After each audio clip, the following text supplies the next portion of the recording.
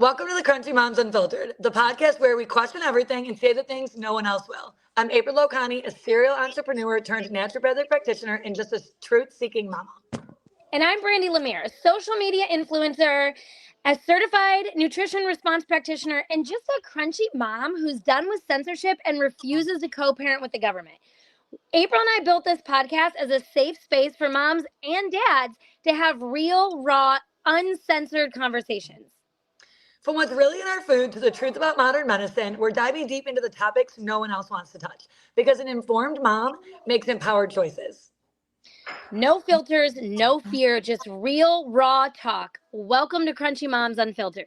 Welcome back to Crunchy Moms Unfiltered. Today is a different episode because we have been talking about for months, honestly. This whole journey started in March last year, Brandy? Gosh, yeah. So we're going on almost a year. Almost a year. And our USA documentary that we filmed in October, correct? I believe end of October. Something like that. Mid to end October. Yeah, mid to end October, maybe even early November. I don't really honestly remember. But we finally had it launched yesterday. Okay, so we want to unpack all of that. And then we are going to share the documentary live on the podcast and see what you guys think. Maybe we'll have some of you guys come on and tell us your opinion. But we like the way it's pictured. We like the way it looks. We like that they kept our words true. But there's some things that we thought we'd dive into a little deeper than, just what meets the eye. So going into this, we knew it was going to be called Extremely Normal. Right. So painting us as extreme is a given. Should it be shocking? Right. It's called Extremely Normal. And we did ask him, we were pretty well versed with working with the media. So we did ask him in the beginning, hey, what is your goal here? Are you going to make us look like crazy moms? Are you trying to bring awareness, whatever? And then once we sat down with him, he said no. He said, no, my goal is to just get your word across and have people understand why you are the way you are. Yeah, explaining the movement. I want people to be able to understand this crunchy maha movement, because going back to the 70s, crunchy meant something kind of different. And he was talking about liberal, and being liberal back then was different than what it is now. Right. So that's kind of how it was portrayed to us. So they came out. It was definitely in October. It was not early November, but I'm thinking back. It was definitely in October. I had my fall decorations up, so it was for sure in the fall. It was definitely October. And so, they came out. They came to Cleveland. They met with us at the house. We fed them. We cooked for them. We hosted. They watched us film a podcast. They interacted with the kids. They went on a field trip with us. Yeah, so we did a bunch of stuff with them, and so it was nice to have them show the different aspects of our life. So we're gonna get all the nice stuff out of the way, right?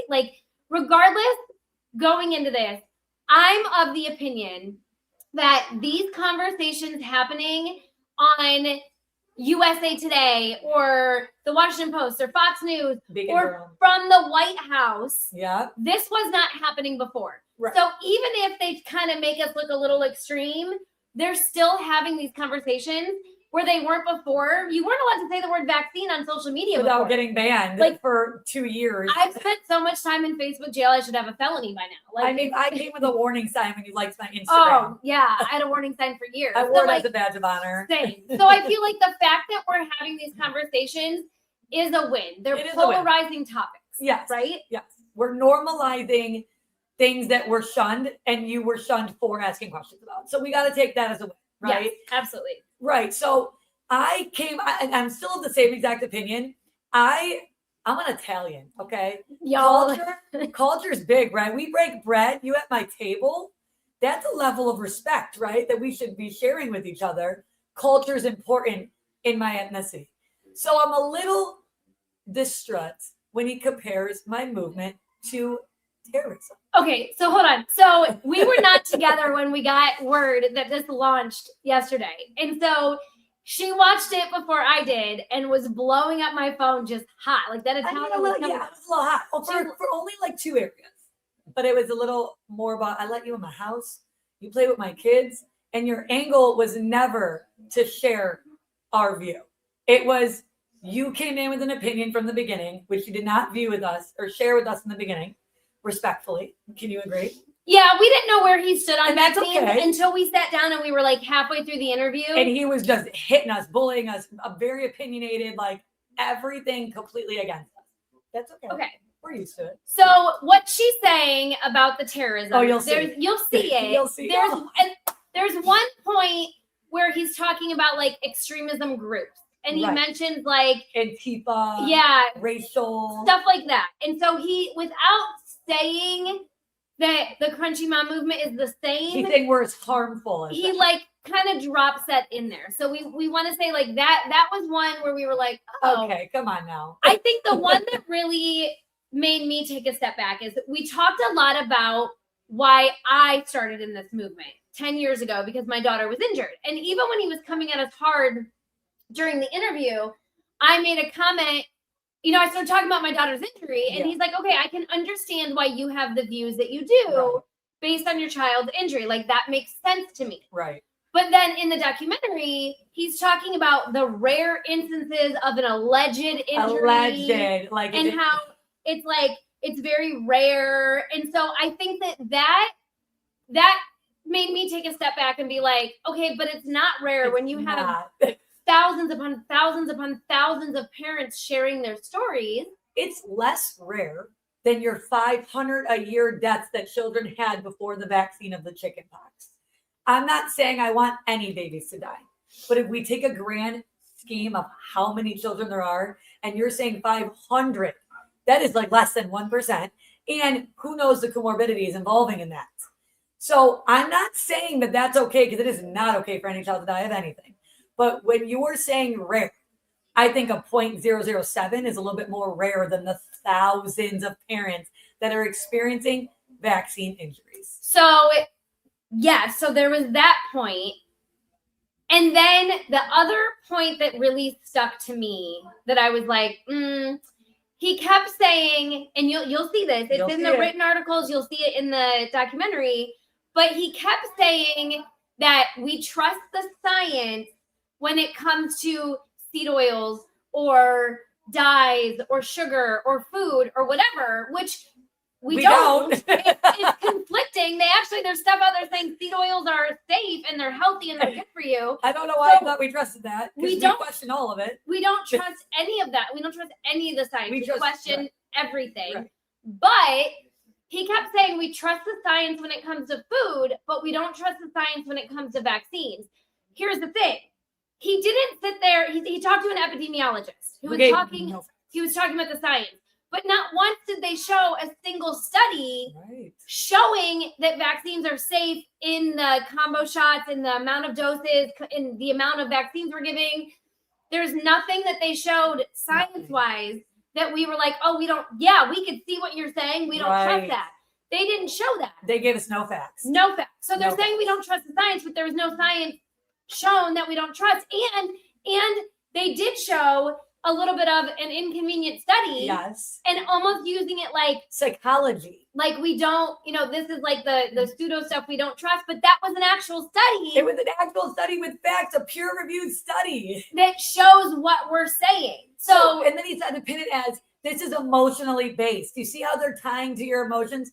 No, honey, your vaccine trainings with like children dying in other countries 9,000 years ago is emotionally based. Let's be honest here. The inconvenient study doesn't show you emotionally based. It shows you real parents. It shows you real scenarios where parents and kids tell you what happened after the vaccines, and it showed you a peer-reviewed study. That is where the science is, okay? And what's unfortunate is when the epidemiologist came on, he just shot out a bunch of opinions. Show me some facts, y'all. I'm a facts girl. I need to see some studies. But he didn't bring up a study. He didn't bring up a thing. But you know who did? RFK.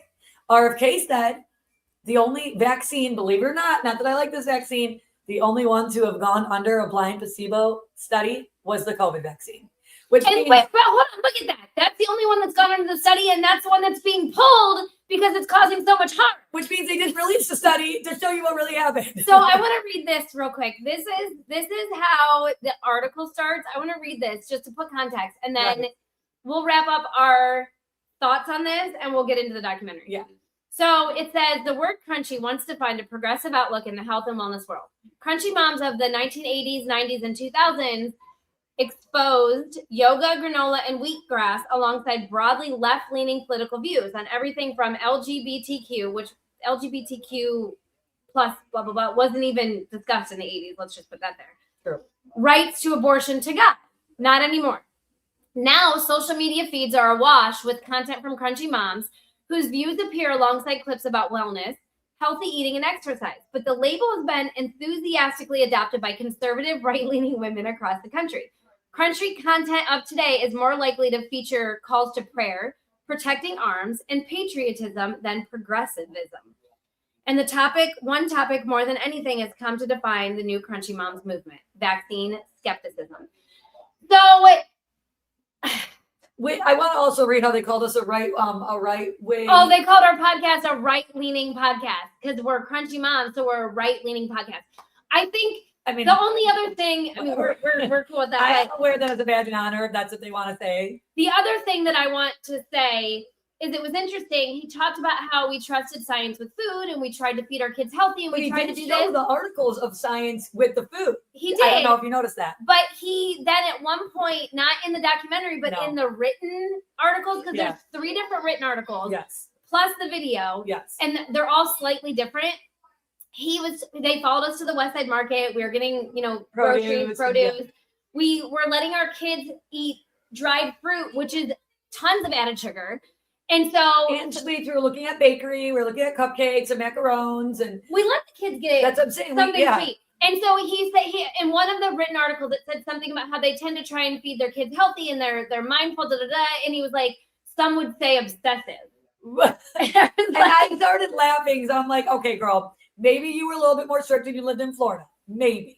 But here we are in my house where we got sports every day, birthday parties. You don't see us attacking our kids at a birthday party when they get a cupcake. Climbing off the table, with red dye in cupcake. But here's the thing. It is so crazy to say. Here's the thing.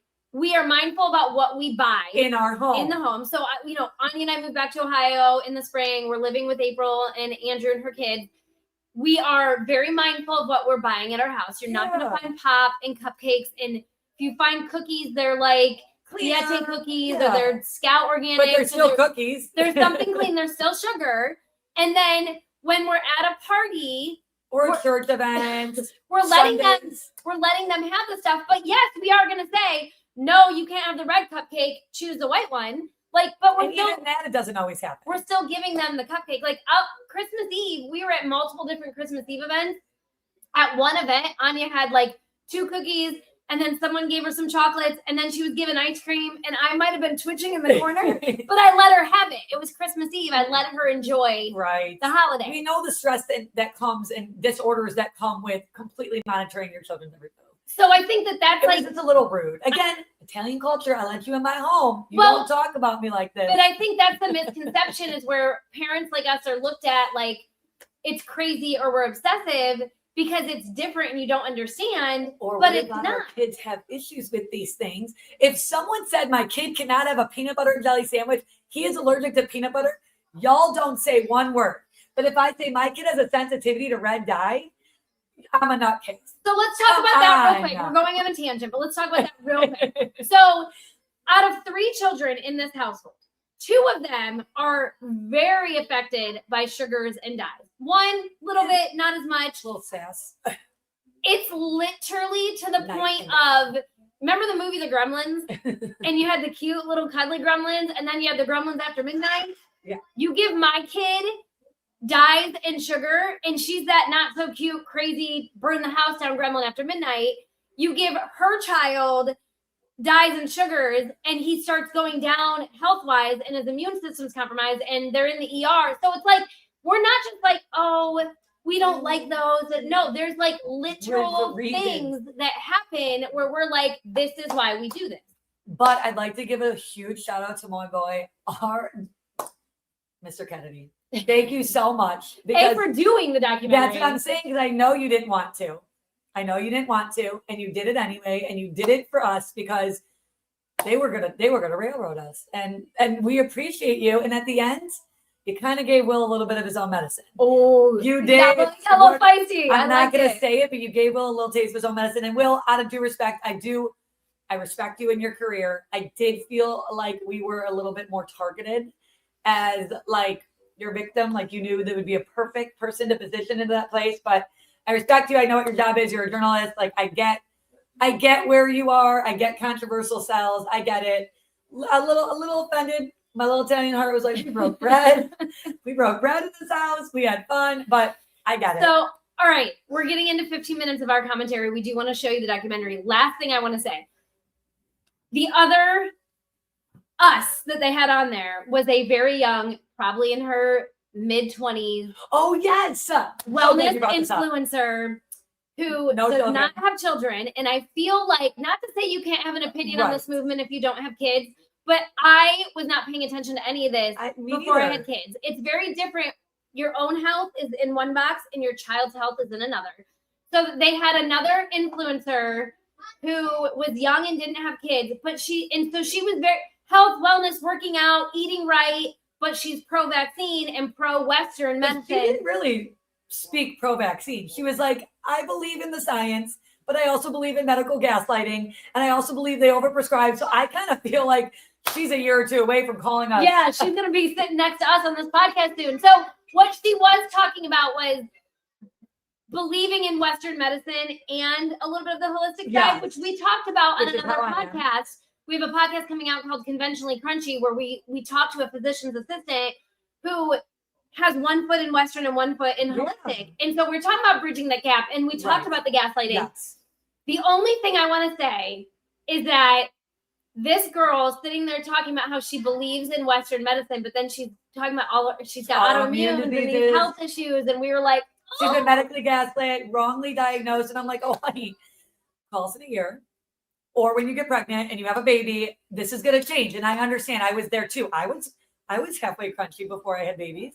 I didn't even think about vaccinations. You don't get vaccines as an adult. I got bullied into getting a vaccine. I got vaccinated when I was pregnant with Anya because I was going to kill my baby from pertussis if I didn't. And then Anya was obviously vaccine injured, so I was still vaccinating her. So but most of the time, other than a flu shot and COVID shot, and let's be honest, you don't have to be an anti-vaxxer to not get the flu shot. You're like, I don't need it. Right. So you don't really think about vaccines like that. You're like, I trust the science. I have no reason not to. I'm not going to look at even 1 minute into it. So as we get into this clip, we're not going to say what, but RFK at the end of the documentary says something about the flu vaccine and himself. So in my heart, why don't we jump into the clip?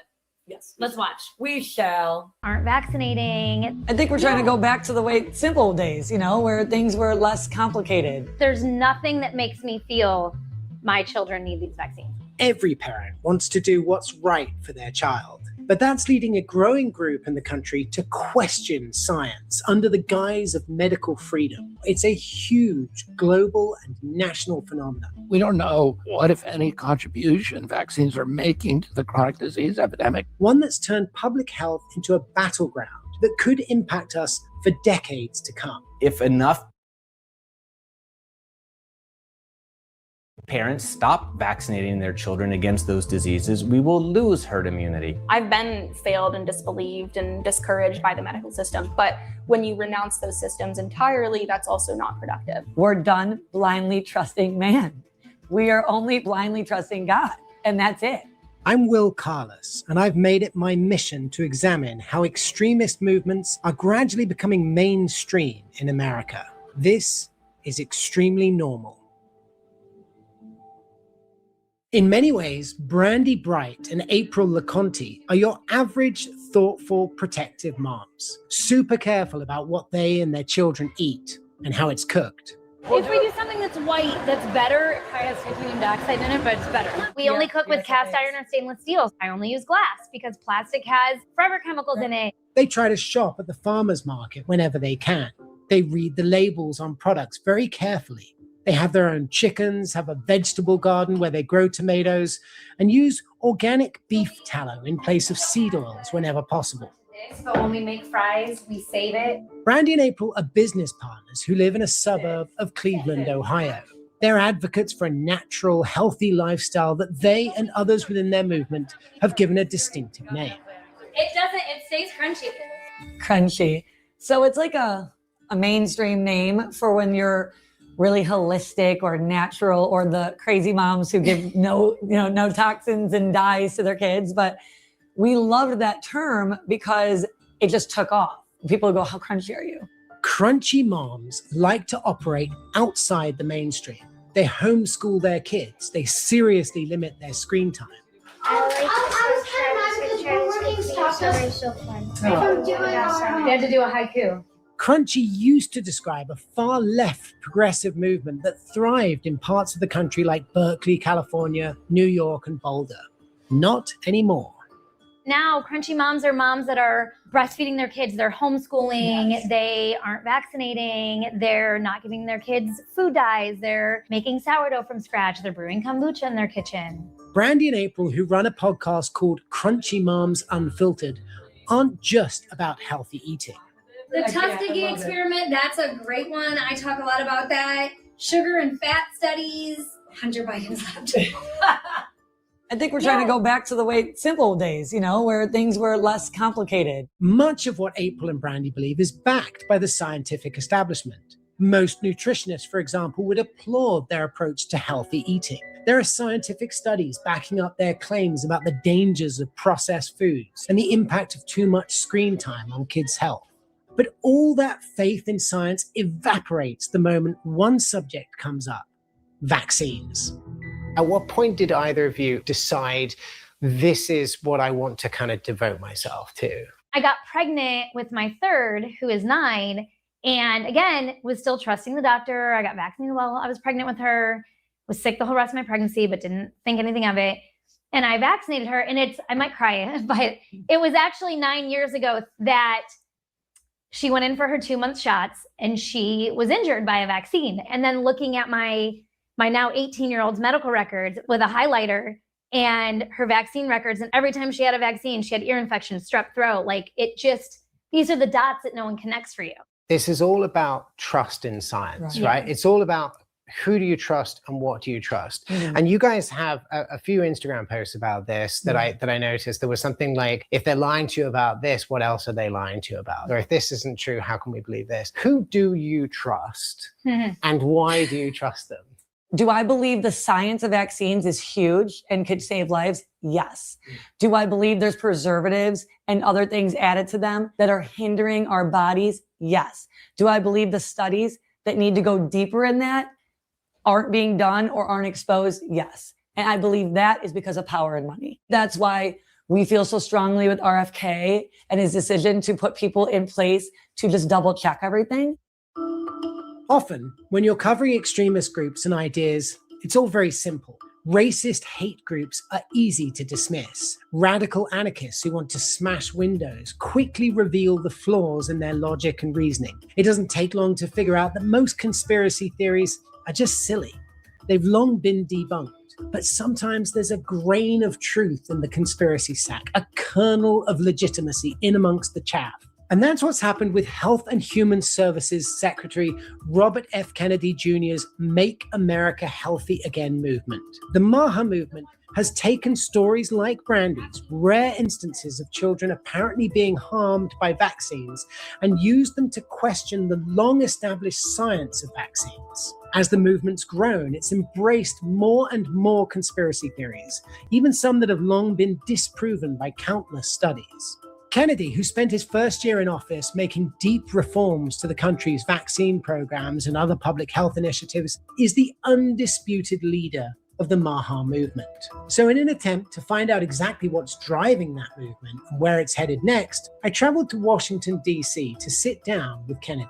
First of all, because there's a lot of skepticism and confusion about this, are you anti-vaccine? No, I've never been anti-vaccine. My concern is that we should properly safety test vaccines so that people understand and we are able to understand the risk profile for these products. We know that many vaccines prevent disease. If you get your measles vaccine, your chance of getting measles goes down by 97%. When I was a kid, we gave 3 vaccines. I got 3 vaccines and I was fully compliant.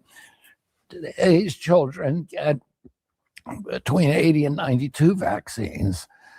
And the only ones that have been safety tested in a randomized placebo-controlled trial is the COVID vaccine. None of the other ones have. So we do not know whether those vaccines are causing downstream effects that could include many of the chronic diseases that are listed on the manufacturer's inserts as potential adverse events from those products. Well, that was my next question. I mean, do you think that vaccines have caused and are indeed causing chronic diseases? Well, we know that they can cause chronic disease because, first of all, we have lots of data on that, many, many studies, but also the manufacturers are required to list the side effects on their inserts that FDA agrees are probable vaccine injuries. And there's over 1,000 side effects, and they include many of the diseases like diabetes, like neurological disease, ADD, ADHD, speech delay, language delay, tics, Tourette syndrome, and autoimmune diseases and fertility issues that are now chronic in our children. So we don't know what, if any, contribution vaccines are making to the chronic disease epidemic. And that is something that we need to find out. But that's a crucial difference. We don't know. So you're not saying that they definitely cause them. You're saying we don't know. We want to study it. We know that in certain vaccines can cause those issues in some patients, but we don't know enough we've never quantified that. So we don't know. What was the last vaccine you yourself had? I took a lot of flu shots up until probably the mid 1990s. I was getting a flu shot every year. Why'd you stop? Well, I actually stopped in 2005 when I began looking at the side effects, and I was preparing litigation against some of the flu shots several years ago. And one of the injuries that was listed on a lot of them was spasmodic dystonia, which is an injury I have to my voice. That's why my voice is so screwed up. And that turns out to be a vaccine injury. Do I know that it was caused by my annual flu shot? I have no idea. Do you suspect it was? It's a possibility. It's a potential culprit that I cannot rule out. So, but I can't prove it. And I'd like to know. We should have that data, but we don't. Robert F. Kennedy Jr. may be the undisputed leader of the Maha movement, but at the heart of it, that's the sound of an American oil company hard at work. Want to be a part of it? Listen up. Hello, my name is Adam Ferrari, and I'm the CEO of Phoenix Energy. are the Crunchy Moms. We believe he's got the right idea to at least research it all. Okay. We don't believe he's crazy, left wing, right wing. He's just looking into it all because the government has gotten very corrupt. It's been very obvious. There's people in place that were not doing what they were supposed to be doing. I don't think anyone's coming to save us. I don't think Trump is coming to save us. I think the best that we can hope for is to have people in place that are asking the questions. And again, I would love to be proven wrong. I would love for all these studies and I'd love for someone to prove RFK wrong. Me too. And be like, it's not this. It sounds like your biggest beef here is with the methodology behind how these vaccines come to market. Yes. And you want a lot more sort of oversight of it. Now, let's say RFK does that tomorrow. Yes. Let's say he brings it in. He says, we're going to do everything that April and Brandy say from now on, right? Would you, if that came in, would you then give your kids vaccines? Why not? I don't feel that we need them. There's nothing that makes me feel my children need these vaccines. I mean, my 9-year-old hasn't had any since she was 4 months old. Yeah. We haven't dealt with any of the diseases. Mm-hmm. Okay. Mm-hmm. I'm not scared of the chicken pox or the measles. If the vaccines truly work and you're protected, then us being unvaccinated shouldn't affect you. We met with some of these Crunchy Moms and I asked them, I said, look, if we did all the testing in the world on vaccines, if we did everything you want to do, everything that RFK wants to do, would you give your kids the vaccine? And they said no. They said, even with the testing, we still wouldn't. Do you have a message for people who think that way? And do you think that way as well? Well, I think we need to have the data before I put out any message. What we've done recently under President Trump's orders is to condense the vaccine schedule, the vaccines that we consider the most important. And those are vaccines that cause infectious diseases that spread very easily and that children are most vulnerable to. So we advise them to take those vaccines. For people who don't care to do that. We want to make sure that we can treat those diseases when they do appear. Brandy's unique circumstances help explain her own personal medical decisions when it comes to vaccines. But stories like hers have also inspired legions of other crunchy moms to go down a similar path. Every parent wants to do what's right for their child, but that's leading a growing group in the country to question science under the guise of medical freedom. That's not something wacky or strange anymore. It's a huge global and national phenomenon, one that's turned public health into a battleground that could impact us for decades to come. One problem with vaccines is the good that they do is invisible, right? No one ever comes home and says, boy, my kid didn't get measles today because of the vaccine. Dr. Jonathan Howard's day job is as the head of neurology at Bellevue Hospital in New York, where he specializes in treating multiple sclerosis. But in recent years, he's taken on another role as a strong critic of the anti-vaccine and anti-science movement. Howard focuses on debunking misinformation he hears from other so-called experts in the healthcare field. He's written a couple of books fact-checking the thousands of hours of interviews he's watched online from anti-vaxxers. When I say crunchy moms to you, what does that say? And does it sort of set off any red flags for you? Well, first of all, I think it's important to note that the vast majority of parents still want to vaccinate their children. It's a small number of parents who refuse all vaccines. So when we say the anti-vaccine movement is winning, we have to be very clear that fortunately they're still not. But it has sort of since merged with a sort of MAGA movement, that the idea that anything that is natural is by definition good. Anything that is unnatural is by definition bad. Anything that is made by a big, greedy, faceless corporation like Pfizer and Merck and Johnson & Johnson, can't be trusted. What's wrong with a healthy dose of skepticism in this field? And why is it such a live wire whenever you get sort of an expert or a doctor who is questioning the status quo? So nothing is wrong with being skeptical and nothing is wrong with asking questions. The problem is when you don't accept the answers. So these are not people who are questioning things in good faith. These are people who are starting out with a conclusion. They are starting out with an agenda, and they are working backwards to try to retrofit data to pre-fit their conclusions. I am just asking questions about the shape of the earth. I am just asking questions about whether smoking is bad for you. So these are tried and true denialist techniques to portray themselves just as sort of curious, skeptical people, and that doctors in white coats do nothing but, shame parents and mock parents and scold parents or profit by giving vaccines. So I think so-called crunchy mothers have bought into that narrative and have been, I don't want to feel like I'm blaming them or pointing the finger at them. I think they've been tricked and misled because these are people who want to do what's best for their children, right? The mango is the best. I don't see oranges. The mango is so good. In Cleveland, April and Brandy threw a lot of conspiracy theories at me. They're steeped in this sort of parallel online world of science and pseudoscience that sometimes can sound pretty compelling.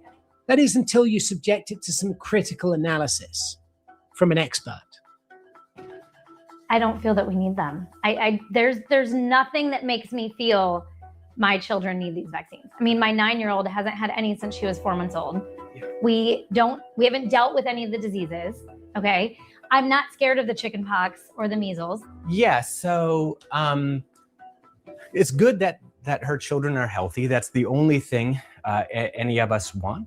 But I could use that same logic to argue against a seatbelt. I have never been in a car crash, thank goodness. My house has never had a fire. Do I need smoke detectors? So a lot of things that we use to protect ourselves are there in the hopes that they'll actually never be needed. And it's kind of ironic that she mentions that her children haven't contracted chicken pox and measles, and that's a good thing.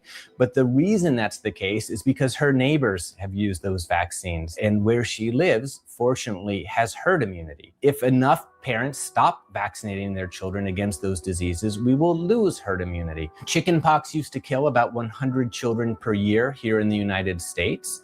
Measles, before the vaccine was introduced, killed about 500 children per year.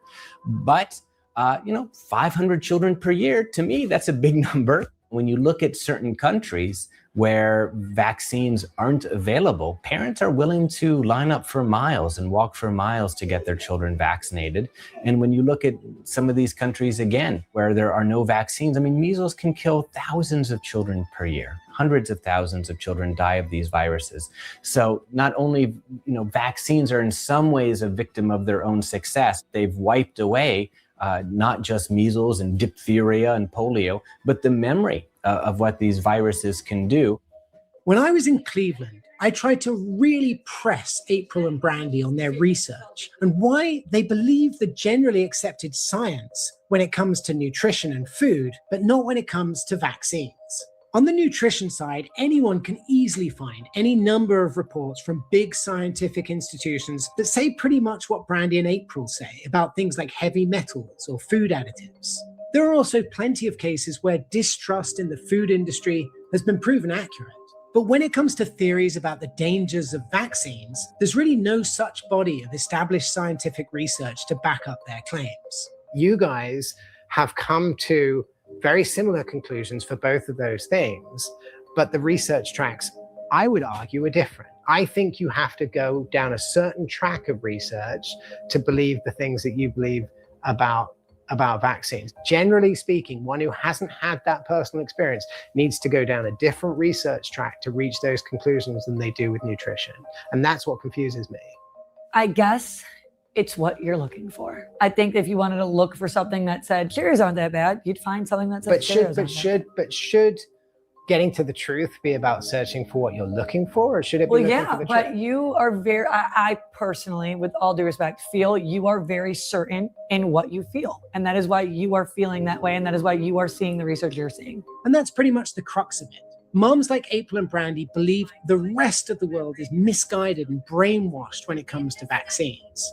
We blindly trust the scientists and the government to tell us what's right and wrong. Because of their experiences, they say, they're done doing that. We did blindly trust the system.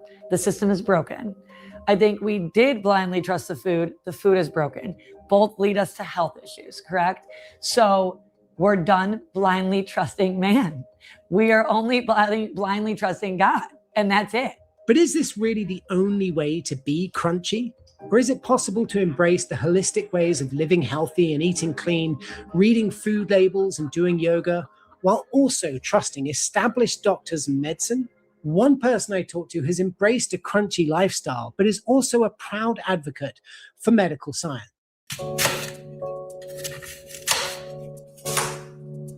Bianca Hedges is a personal trainer and strength coach living in Boston. Just like April and Brandy, she's very health conscious. She works out a lot. She tries to eat clean and checks her food labels. She reads the scientific papers about nutrition and health. But where she differs from April and Brandy is she also trusts the science when it comes to vaccines and medicine. And she's willing to advocate for them. So to be very clear, you're not a healthcare industry shill, right? I mean, Correct. You're there to help people navigate and question and sort of make the best of a healthcare industry that you're healthily skeptical about. Yeah, right? absolutely. I would say for better or worse, I have never worked in the healthcare industry. I didn't go to nursing school. My background is largely academic, and I take a lot of pride in being someone that, not to use the, crunchy mom term, but I do a lot of my own research, and I do a lot of looking into what the health industry means and how to navigate it appropriately. In between her day job as a personal trainer, managing her clients' progress and giving advice, Bianca's a content creator with a growing audience online. Back in March, Bianca posted something on Instagram that caught my eye. She made a post about what she called the wellness to alt-right pipeline.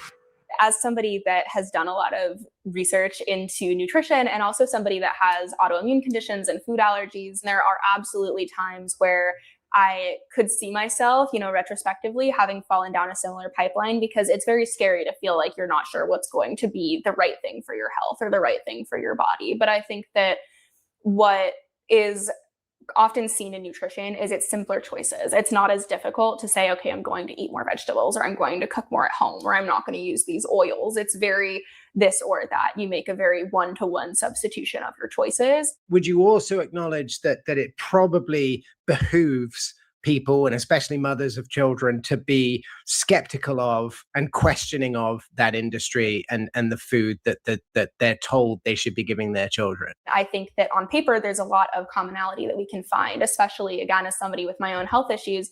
I've been failed and disbelieved and discouraged or even gaslit by the medical system many times. And like, it would be very easy for me to say it doesn't work, or they're lying, or, there's these systems that. Why do you still trust it though? Trial and error. I absolutely have experience being told like, oh, just take this medication or just do this thing, and nobody addresses diet. Nobody addresses how you're moving in your life or your stress level, things like that. I don't have kids and I've never had bad reactions, and I don't know what that would feel like, but I do know what it feels like to trust a doctor and have them hurt you either mentally or physically. But when you renounce those systems entirely, that's also not productive. I think it's possible to embrace both schools of thought, and the polarization of picking one over the other is more concerning to me than any one issue within the matter. Don't throw the baby out with the bathwater. That's kind of what Bianca's saying. It's okay and right to do your research when it comes to both how to feed and when to medicate your children, but don't point at the established science for one and dismiss it for the other. And Bianca also makes an interesting point about equality and respect when it comes to the relationship between parents and doctors. That might be a key factor needed to help rebuild trust in medicine, vaccines, and science. April and Brandy agree with that. I was very lucky with my daughter's pediatrician when she was injured, and I went in there and said, we no longer will be doing these vaccines, and here's why. She treated me like an equal, like I had a say in my daughter, that she trusted my instinct as a mother, and she trusted that I had done a ton of research. But many parents can't say that. Many parents are kicked out of their doctor's office. They're shamed. They're tormented. And so I think if doctors That's what I'm saying. If we had more kindness, we wouldn't have any problem. Okay, let's work through this. I think that things would be different, but that's just not the world we live in. From the doctor's side of things, they have a responsibility to educate. I think that there is a large understanding that doctors can have a tendency to be condescending or to be too quick with their appointments. And that message is even coming from within the healthcare business. What do you think your industry needs to do to bring those people back on board, to re-cement the trust and the faith? Doctors are not blameless. Our profession has made mistakes. I think the most important thing doctors can do is to maintain good relationships with their individual patients. Individual doctors are much more trusted than the medical profession at large. Doctors have to act as ethically as possible, both on a societal level and on an individual level, but the forces that we're up against are very powerful. They are very well organized, and they use appeals to emotion very effectively. So if you watch anti-vaccine movies, you will see images of poor children crying and bereft parents. It's all designed to appeal to people's emotions, and it's much easier to scare people than it is to unscare them. Do you ever have any concern? Do you ever sort of sit up at night thinking whether the things that you're putting in place could have ill effects to health, could lead to people dying? Well, you know, my job as HHS secretary is to tell the truth to people and then to let them to make up their own minds. But for an agency like this to be effective, it has to have public credibility. And right now it has very little public credibility because of all the lies that were told during COVID. People who said, I better tell people lies if it's going to get them to do something that I feel that they ought to do. We live in a democracy, and part of the responsibility of living in a democracy is to do your own research. Are you ever concerned, though, that following that truth, that going down that line could have ill effects, even if you didn't intend them? Like, does that worry you? But we don't have any choice but to tell the truth. Okay. What is the other choice? That I'm going to manipulate people? You are urging me now to manipulate people, and that is not and to lie to people for their own good. And that is not something that I think is a legitimate government function. Oh, you don't mean me, right? I'm okay. saying Yeah. you. Yeah. You're asking me that question. Yeah. You're suggesting that maybe it's okay for me to lie to people. Oh, not at all. That Well, wasn't you were what I saying. meant. No, that's not what I my meant at all, concern. sorry. If I tell them the truth, they're going to do the wrong thing. The implication there is that I should lie to them if they're not going to do the right Oh, thing. I see what you're saying. Oh, Okay, I see what yeah, you're and saying. we're not Yeah. going to lie to people here. Okay, so you're saying as long as you follow the truth. You whatever follow the truth. Whatever happens, happens.